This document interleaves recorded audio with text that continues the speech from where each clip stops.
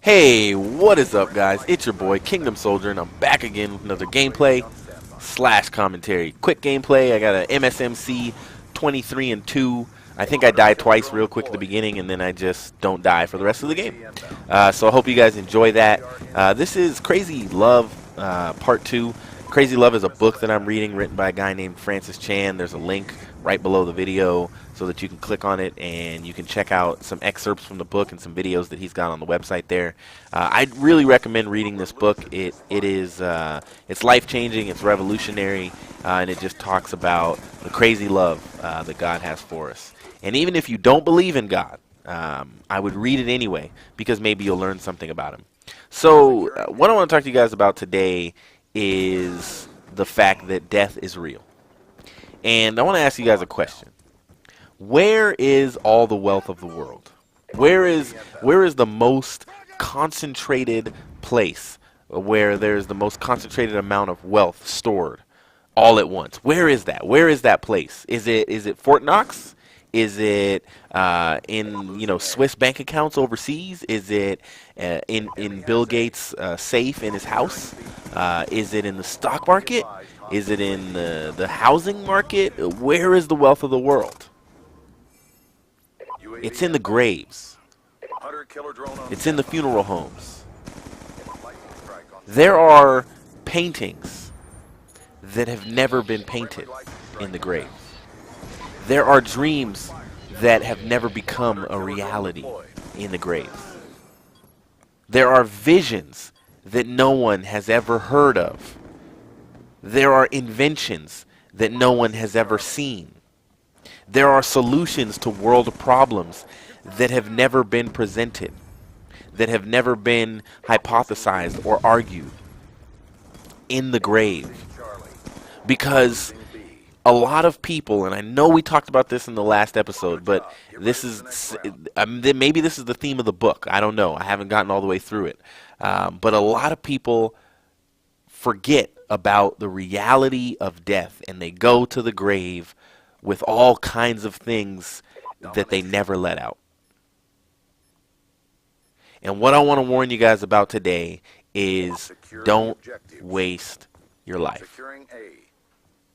I want to tell you guys a story about a girl that Francis writes about in the 3rd chapter, and her name is Brooke.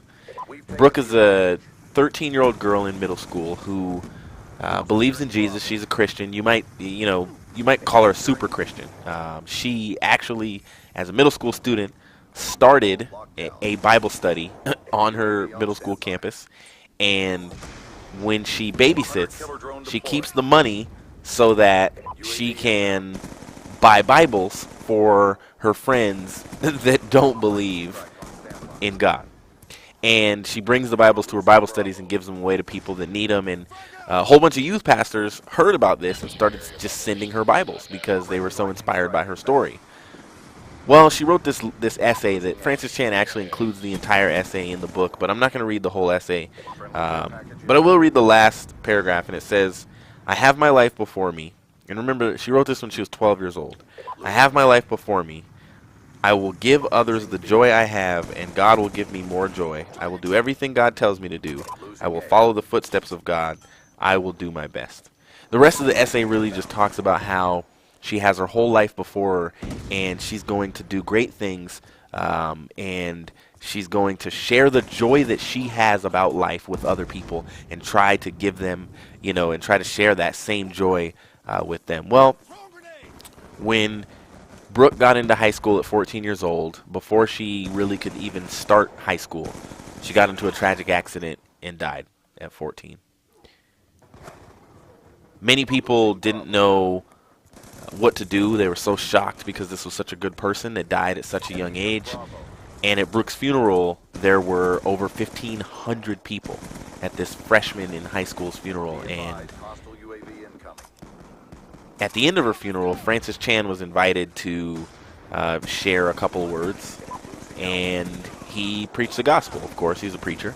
And he invited people to get to know Jesus better, or to start a relationship with him. And over 200 kids came forward that day from her school that knew her.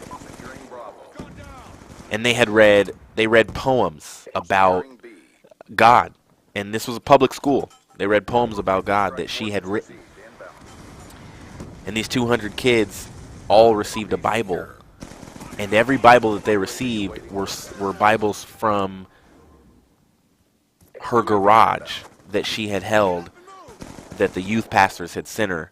And at the end of the day, everything she wrote about in her essay, and everything that she dreamed about doing, and the influence that she dreamed about having, and the dreams that she had, the hope that she had, was fulfilled at her funeral. And she lived a great, fulfilling life, even though she died at 14 years old. But the sad fact is that a lot of us go to the grave with a wasted life. Your life is worth living, and it's worth taking however much time you need to figure out why in the world you're here on Earth. I want to dig a little bit deeper into discovering why you're here in the next Crazy Love in part 3, because there's a little, I don't want to call it a formula, but there's a way of discovering that I've learned that's helped me to discover what the heck I'm on Earth for. It's the reason why I make commentaries like this. You know, yes, I am now a Machinima partner, and, you know, I'm going to be getting paid for my YouTube videos. You know, I don't know how much because I don't get very many, but whatever. You never know in the long run. And yes, I put up gaming videos, and yes, these videos, like the one you're watching right now, if you're still listening, most people don't. They watch about 2 minutes of these videos and then they exit out. And although these videos get a lot of likes and a lot of comments, they don't get a lot of views. And that's fine with me, because that's not why I make them. I make them because part of my purpose for living is to share these types of things with you guys, is to help you make better decisions as a human being, not just as a gamer. And if you have a problem with that, you know, hey, maybe my channel isn't the place for you.